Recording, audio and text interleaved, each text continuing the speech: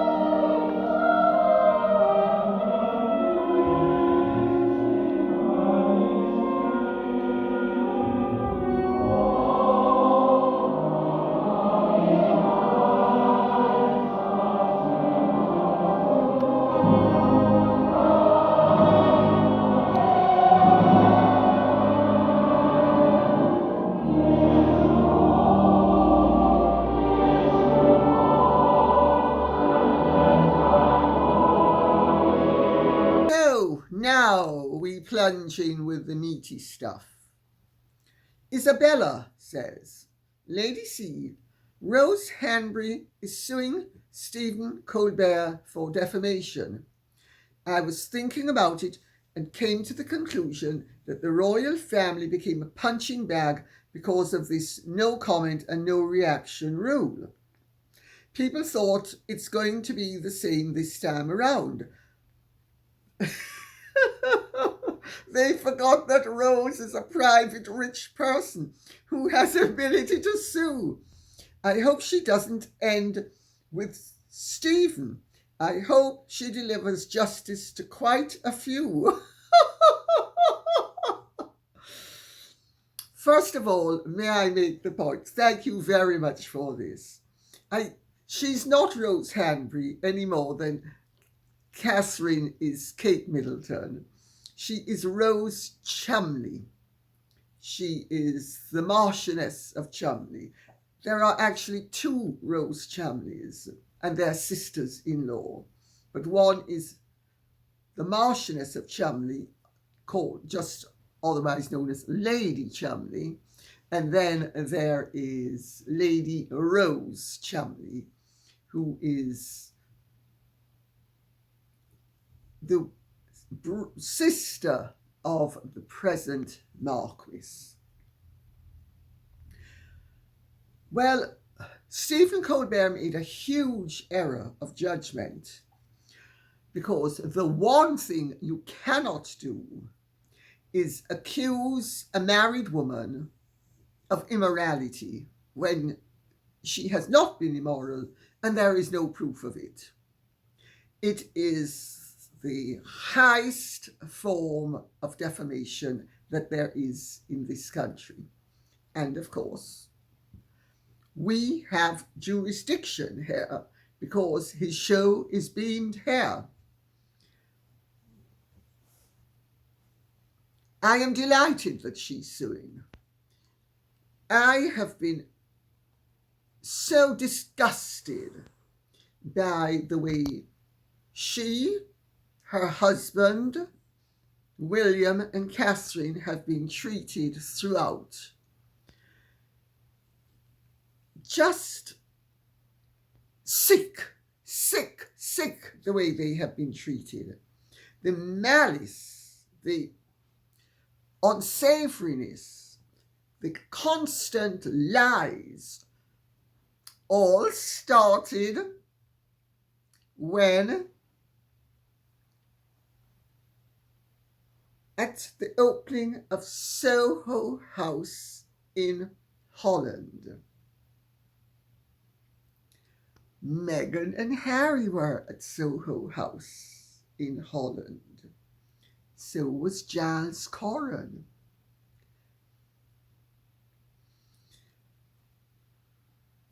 There have been variations of this story Now, of course, I need to say for legal reasons, I'm not actually saying that the story emanated with Meghan. No, I'm not. Please bear that in mind. I'm not giving Meghan or Harry any opportunity to divest me of my money. They make a lot of money going after people and use Rachel Zane, I'm a hotshot lawyer. Well, I may not be a hotshot lawyer, but I'm very attached to my money, so. But let's remember where it started, how it started, and let's also remember why it started. Because, of course, William and Catherine would not make a good king and queen. No, they wouldn't.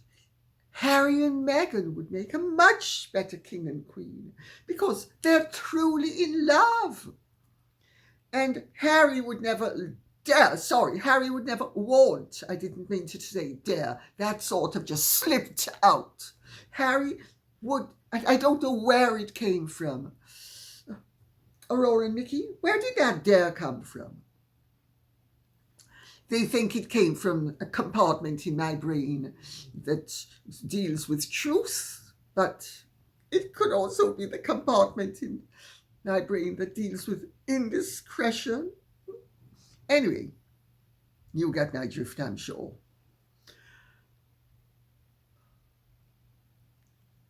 The message was that Harry and Meghan would be a far more suitable king and queen than William and Catherine, because, of course, they are truly in love, as Harry was at great pains to point out in Spare Me His Nonsense. Oh, sorry, the book was called just Spare. And my understanding is that Prince William is particularly upset over the denigration that his genuine love for Catherine has suffered at the hands of Harry, who knows better, and that Harry has allowed these attacks and has assisted in these attacks upon Catherine, whom he once described as the sister he never had. That, of course, was until he found himself in the poison pond. Oh, sorry, in a happy marriage. Louisa Kapura says, I'm remembering today that the princess chose as her earliest patronage and to give her first official speech to the East Anglia Children's Hospice. She is and has been a remarkable young woman who deserves nothing less than universal respect for her unrivaled ability to blend compassion with duty, grace with humility, and, of course, fairy tale glamour with genuine relatability. Well, if you're beautiful inside as well as out, it's a pretty easy sorry it's a pretty easy thing to pull off. Of course, if there's a disparity between appearance and reality, that's all sorts of warning bells are going to ring for the public, and they are not going to be convinced. Meghan doesn't understand that yet. I don't think she'll ever understand that, because she thinks that everybody should be as duped as Harry was by her facade. Even her father said that in the days when she was speaking to him, she would be harsh with him, and as soon as Harry walked into the room, because of course she was a demanding little so-and-so, and always had been, and as soon as Harry walked into the room, she was all sweetness and light. Oh, daddy this, oh, daddy that, oh, daddy, I love you so, oh, daddy, oh, daddy, oh, daddy. And as soon as Harry was out of the room, oh, you are. Well, I'm going to tell you something that Matthew Syed, who's a very fine columnist in the Sunday Times, and very sound. He's not only highly intelligent, he is extremely sound. I don't agree with all of his conclusions, sorry, or all of his tenets, but I certainly respect where he's coming from on everything. He's actually one of the finest journalists we have in this country today. Matthew Syed, S-Y-E-D. And he had, in his column this weekend in the Sunday Times, he had an account of his little boy waiting outside of the lavatory on the train. He was taking his son somewhere on the train, first class, as a special treat to the little boy, who I think was about 6, I don't remember exactly, but he was young.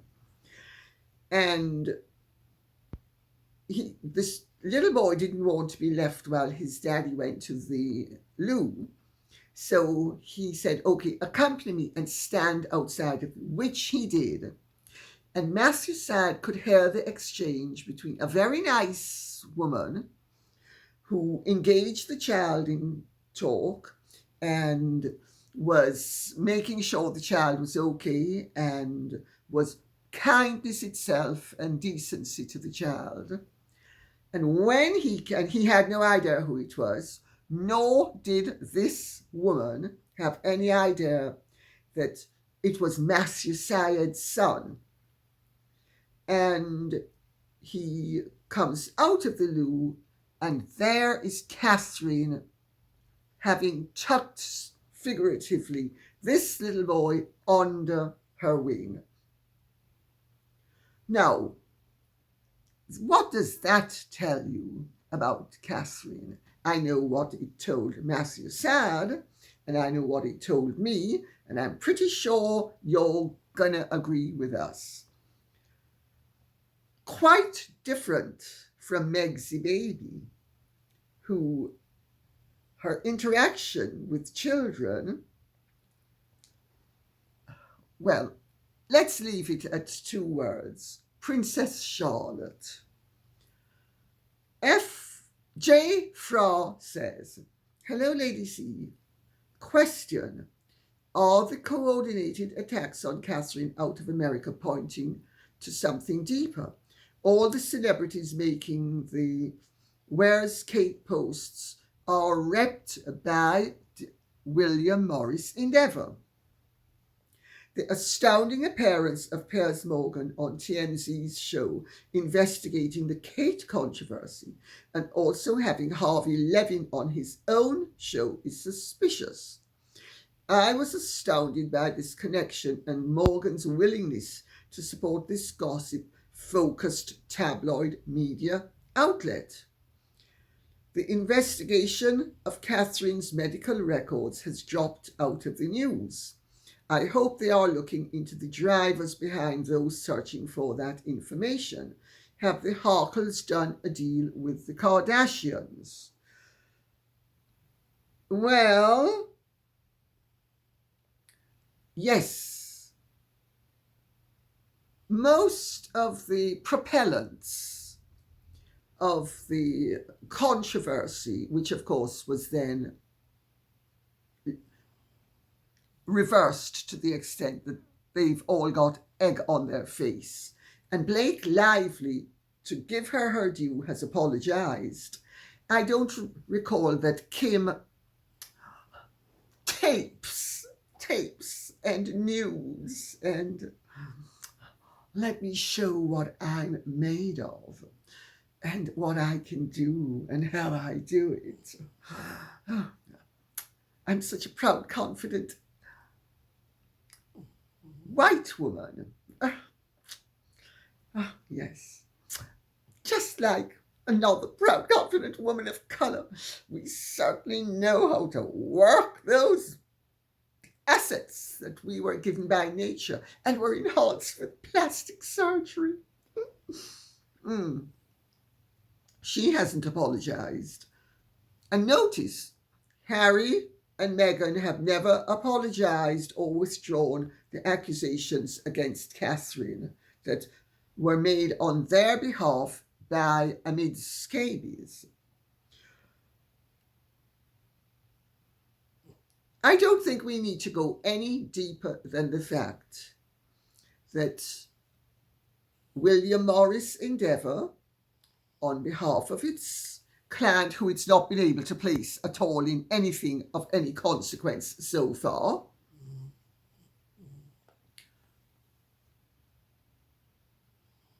got its stable to bat on Meghan's behalf. Unless, of course, it's all coincidental. They were breathing the ether of inaccuracy and denigration. Well, have the Harkles done a deal with the Kardashians? They're using the Kardashians and the Kardashians are using them. This is what happens with people. Now, I have nothing against professional relationships where people use each other. I don't think people should abuse each other or anybody else. And I don't think they should misuse each other or anybody else. But as I have pointed out to my children, not everybody can be your best friend. And professional relationships do not have to be based upon and should not be based upon the same tenets as a friendship. But that doesn't mean that both don't have certain groundings in sterling virtues. Well, it's very suspicious. But what is even more suspicious is how yesterday the government under Tom Tugendhat was making announcements and accusations via the Telegraph that a lot of this is due to Chinese and Russian bots. I mean, you couldn't make any of this up. Does Tom Tugendhat think that people are stupid?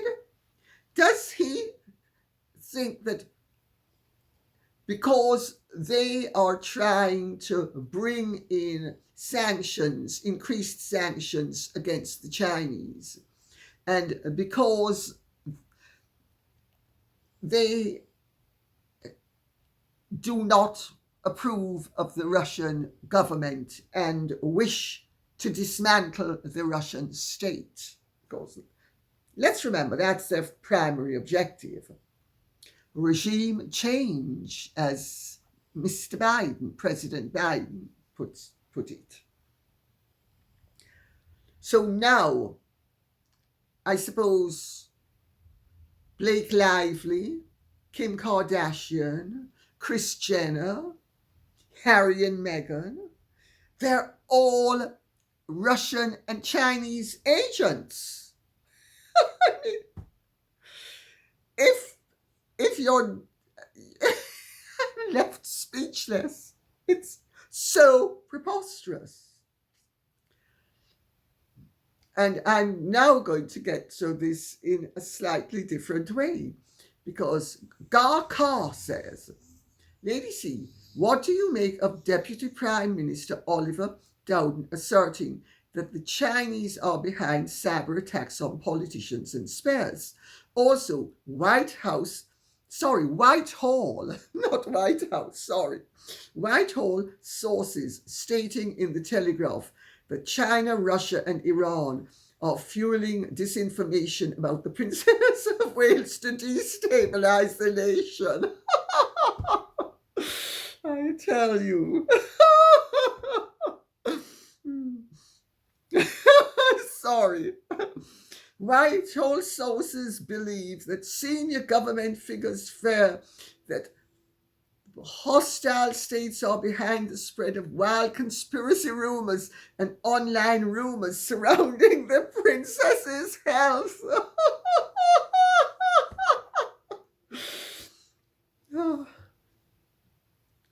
Well, fortunately, Rishi Sunak, who is the Prime Minister to those of you who are foreign and don't know, on Friday evening after Catherine's announcement of what ailed her,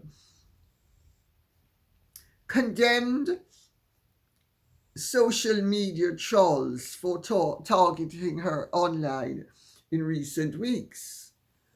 But his intervention did not deter the frenzied commentary, which has now been laid at the doorstep. Sorry, it's so farcical, it's unbelievable.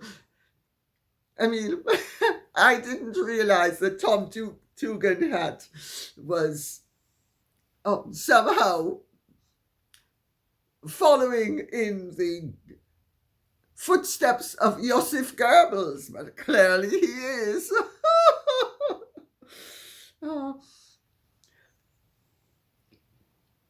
A government source told the Telegraph, part of the modus operandi of hostile states is to destabilize things, whether that is undermining the legitimacy of our elections or other institutions.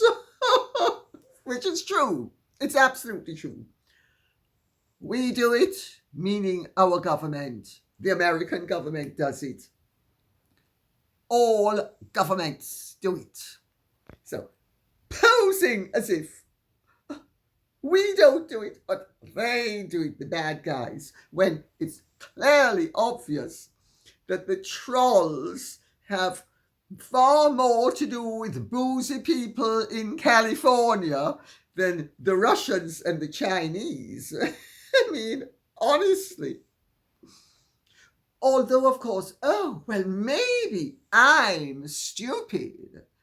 And maybe the politicians who've now decided that they're going to hop on the disinformation wagon and blame people who they regard as competitors at best, and maybe even enemies, for the behavior of TMZ. And Sarah Vine was big up there with all the nonsense about Catherine. She's Michael Gove's ex-wife. Michael Gove is a member of this Conservative government, as is Tom Tugendhat. I mean, are we supposed to believe? Or is she just an accidental victim as they are trying to hijack the disgraceful conduct of trolls and make it out to be foreign governments? I mean, really, you really have to laugh, honestly. Anyway, A.B. Lynn says, I'm tripping over my words. Let me start over. I am dumbfounded that no one in the media has yet noticed that avowed feminist Meghan's idea for her latest wheeze is a total rip-off of a Doris Day fantasy of idealized 1950 American womanhood. What do you think, Lady C? Well, Mr. DeMille, not only am I ready for my close-up, but I'm absolutely in the correct period for it. Yeah, you know, Doris Day. Yeah. I'm such a feminist. that everything I have achieved, I have either achieved using my body, my face, my charm, my femininity, and I'm a feminist. I believe in feminism. That's why I am going to create a nice website where people can buy jam and all sorts of other things for their home, because I'm so classy that I don't need to work except in the kitchen. I'm a homebody. I'm just so wonderful. I mean, A.B. Lynn is absolutely right, and nobody has picked up on it. I certainly didn't pick up on it. Meghan is selling, she's positioned herself to purvey the 1950s dream of idealized American womanhood. I married a rich man. I don't have to work. I'm in the kitchen. Oh, yeah, I'm a homemaker. Yeah, nothing better than homemaking. Well, I have nothing against being a housewife, I've got to tell you. I certainly have nothing against cooking. I actually like cooking. I don't think there's anything wrong with women being feminine. I don't think there's anything wrong with women being traditional. But I do think there's a heck of a lot wrong, and I agree with A.B. Lynn, of a supposed feminist wanting to stick women back in the kitchen and make money on that. I mean, unbelievable. I mean, I tell you, at the moment, we're dealing with lunatics outside of the asylum. I don't think the asylum would be big enough to hold all the lunatics. Christine Cook says, Lady C, could it be a change in narrative? This morning on Australian TV, it was reported that the reason that Harry and Meghan were not informed prior to Catherine's video message was because Catherine doesn't trust them. A very direct response. No? Very direct response and very accurate. And it's not only Catherine who doesn't trust them, it's William. And all this nonsense about that this is the ideal opportunity for the brothers to make up, it's not. William would be absolutely stupid to have forgotten the lessons that he has learned. And I say this as someone who was stupid enough to, after having been shown what a close relation of mine truly was by her, I then lowered my guard 20 years later and allowed her to rip me off, having tried to burn my face previously. Fortunately, neither William nor Catherine has, I understand, any intention of seeing Harry or Meghan. They want a stress-free time for Catherine to recover in, and afterwards they don't want to have anything to do with Meghan and Harry. They have been too badly bitten, and they haven't forgotten, and nor have I, and nor should you, that the accusations made against Catherine of racism have not been withdrawn by either Harry or Meghan. So, they don't trust them, and they're prepared to let people know it. I think that's a very positive sign. Kalyani Karandikar says, Dear Lady C, greetings from India. Greetings. In my opinion, the reason that the Duke of Despair and the Duchess of Delusion were quick to send out a message of comfort for Catherine, the Princess of Wales, and more importantly, to ask sources to say that they were blindsided or didn't know about the situation with the Princess of Wales is plausible deniability. If it is ever discovered that and proved that they had prior knowledge, the big question will be, how did they know? It is highly unlikely that any member of the royal family or staff would have told them. Would it have been someone from a clinic in London? Or somebody who paid a clinic in London? Well, would it? We're just asking questions. Just my thoughts. Love you, Lady C, and love your show. Sending you and all my Campbellistas so much love and best wishes. Thank you so much. I am thinking of and praying for the magnificent Catherine, Princess of Wales. Please do. All our prayers are going to be heard.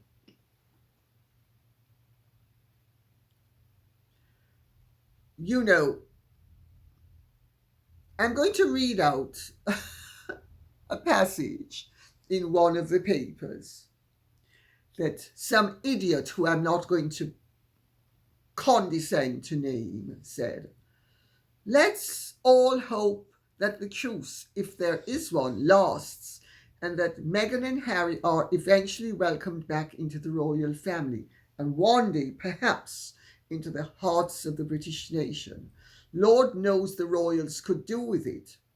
With the King and Kate both temporarily out of action through illness, there's a real need for others to pitch in, especially in the low-profile, less glamorous work of charities and patronages. William and Catherine are not buying that line, sweetie pie, nor would anybody with 2 grains of sense in their head. It's ludicrous. Catherine and William, if they need assistance, they can look to the York sisters. The idea that they would be stupid enough to allow back into their lives a couple who have so treacherously betrayed their and the nation's and the monarchy's interests boggles the imagination. I can only imagine that people who come up with nonsense like this have either never been hurt in their life or don't have 2 brain cells in their head, or then are so desperate to keep themselves relevant in the news that they will say what you and I flush. And we're going to end with Angela Barnes, who says, because I've noticed quite a lot of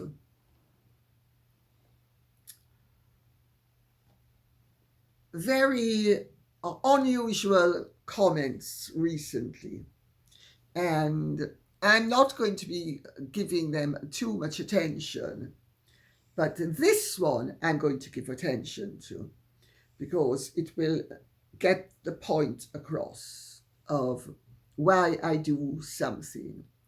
She says, "Come, Lady C, don't call her Kate, it's Catherine.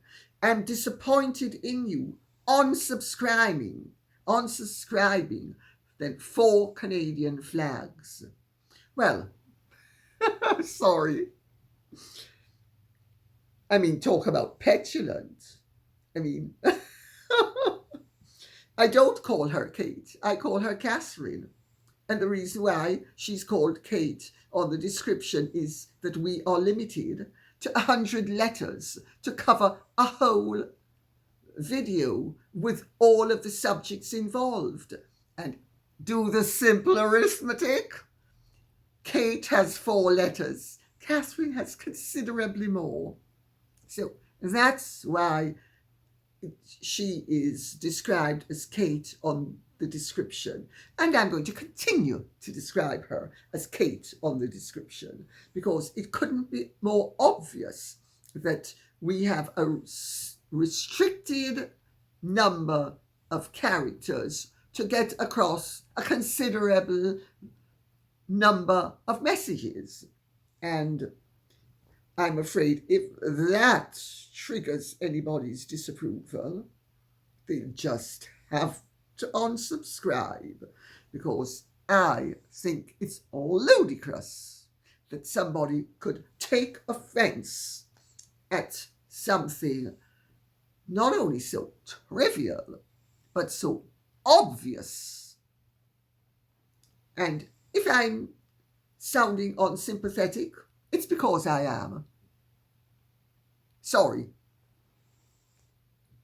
I think there's a degree of petulance here. I don't like the fact that on your description, where you're limited, obviously, to only a certain number of letters, that you have done something I don't like and I don't approve of. So I'm going to unsubscribe. Well, Angela Barnes, if you have unsubscribed, I respect your right to unsubscribe.